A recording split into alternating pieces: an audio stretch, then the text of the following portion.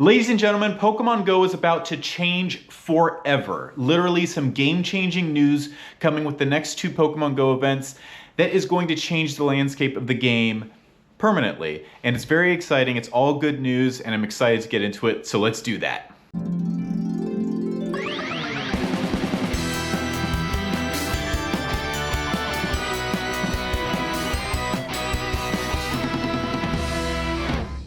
So I don't know if it's because Niantic is selling Pokemon Go to Scopely that they're just going ham on changes that are actually very positive for the game. Between the heavily leaked bottle caps, which are forecasted to change Pokemon's IVs, and the news we just got today, we're in for a very exciting summer, I think. And Pokemon Go Fest is about a month away. So let's get into some of the things. So first of all, Shadow Raids, starting with the event Crown Clash Taken Over, which starts on May 13th at 11 a.m. Pacific Standard Time. Trainers can participate in a Shadow Raid remotely with a remote pass. That's not completely unheard of. We've had that allowance before, but the caveat is now it's permanent. Now we will permanently be able to remote into Shadow Raids. Very cool. This change will remain in effect after the conclusion of the event, and Shadow Raids will count towards the daily limit of remote raids. Now let's get into remote raid limits. It used to be 5. Well, it used to be unlimited, and remote passes were cheaper. People were a little pissed about that, and they really didn't budge very much on that rule change until now. So, starting on May 13th, 2025, 11 a.m. Pacific Standard Time, same time as the Shadow Raid remoting, the daily remote raid limit will increase from 5 to 10. That is a lot more doable, but guys, I see what you're doing. People will spend money. Niantic isn't completely innocent in giving in this because remote raid passes are expensive in the game, and they understand the implications of this change. And this maximum may increase for special events, which it's always kind of been like that. In some events we've had unlimited remote raids, and in some we've had, I think most recently for raid days, we've had 20.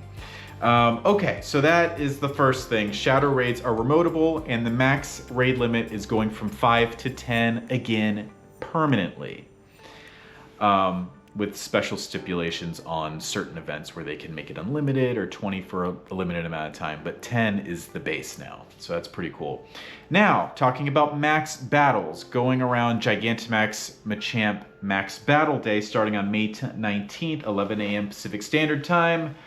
Trainers will be able to join max battles remotely by using a remote raid pass and the usual number of max particles. So however many max particles, so if it's a G-Max Machamp, then it's 800 plus a remote raid pass.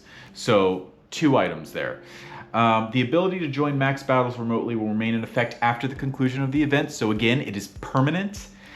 Trainers who participate in max battles in person will earn more Premier Balls and XP than before. Whoa.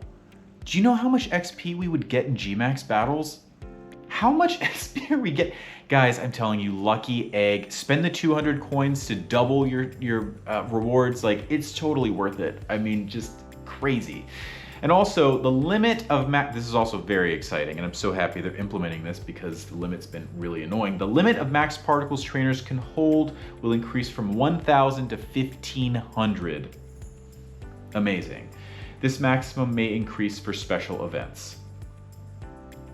Wow. Also, a little asterisk here. The remote raid limit will increase to 20 from Saturday, May 24th at 5 p.m. to Sunday, May 25th at 8 p.m. Pacific Standard Time for Gigantamax Machamp Max Battle Day. That's such a mouthful. Gigantamax Machamp Max Battle Day.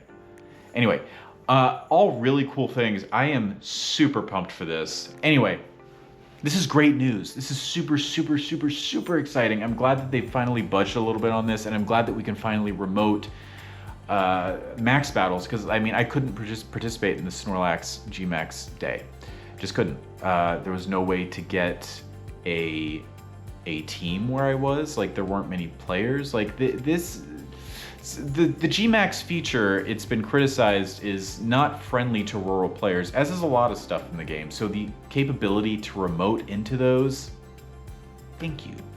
Thank you. Now let's bring back all the previous Gmax Pokemon so that everyone who couldn't participate has a chance to participate. But this is a fantastic step into the future. I am so pumped about this.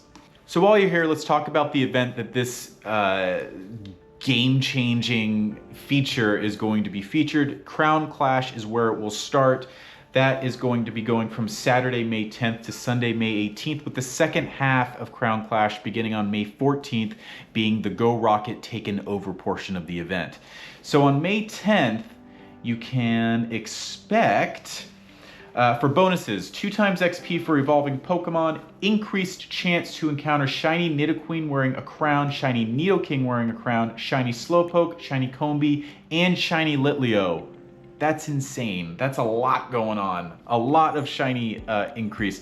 Also, catching Slowpoke may award a King's Rock. Cool.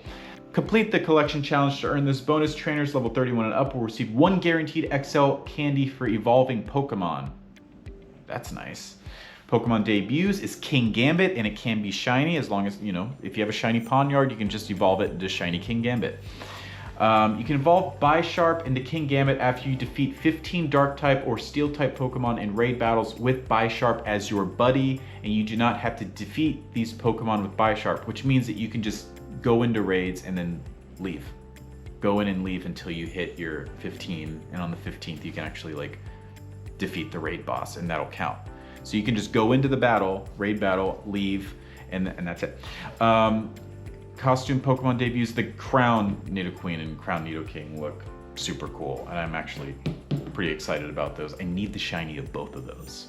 That's gonna be really, really neat. Let's go into spawns. We've got Slowpoke, Slackoth, Piplup, Combee, Snivy, Litleo, and Pawniard if you're lucky. In raids, appearing in 1-star raids, we've got Sneasel, Clink, and Pawniard. 3-star raids will feature Crown Nidoqueen and Crown Nidoking.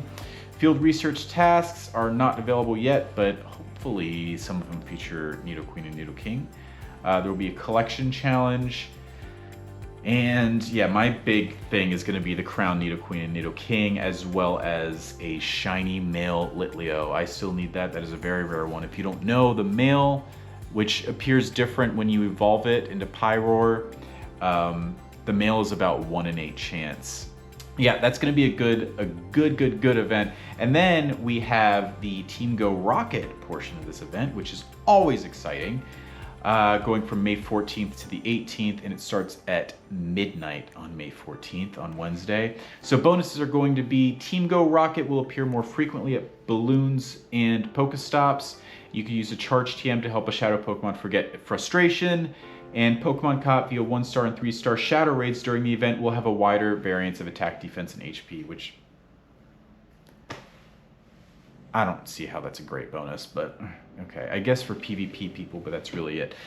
We also have the chance to save Shadow Dialga from Giovanni. You can claim the special research until the end of Pokemon Go Might and Mastery on June 3rd, 2025 at 9:59 a.m. local time.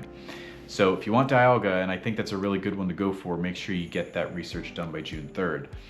Pokestop showcases for this, of course, and then Team Go Rocket Grunts, as well as their leaders, Sierra, Cliff, and Arlo, are using different Shadow Pokemon. We do not know what Sierra, Cliff, and Arlo are going to be using, which will be shiny eligible, but the Grunts are going to be using the following: Slackoth, Inkay, Tyrant, and Amara.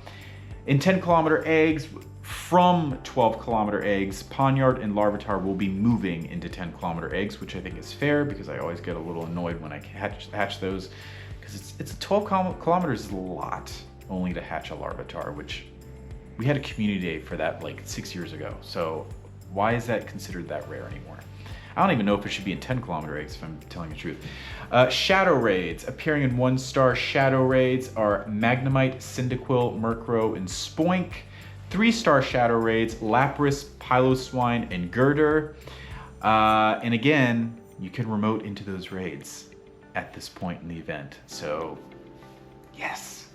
Lapras, I'm telling you, Lapras is a really good one. That was my first Shadow Shiny, and it is beautiful. It is such a good, it's probably one of my favorites. Field research tasks will include mysterious components as well as TMs. There will of course be a $5 paid timed research, which is like an event thing now. It's part of every event. Rewards include a Super Rocket Radar, 2 premium battle passes, and encounters with event-themed Pokemon, including Nidoqueen wearing a crown, Nidoking, and more. So this is a great event to kind of bring this game-changing feature, permanent feature, into Pokemon Go, and I'm pretty stoked about it. Also, a quick note about bottle caps, which I put a video up before, is it seems like it's going to be a Go Fest thing.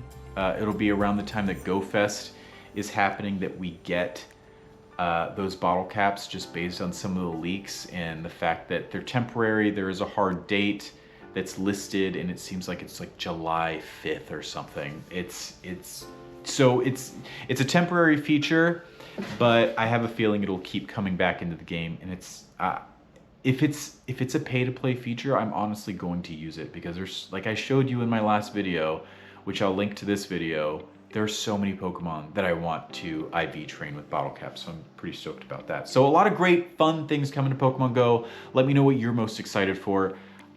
It's just gonna be a great summer. I can't wait for this. Hope you guys are having fun, and I'll see you out there in the field. Bye.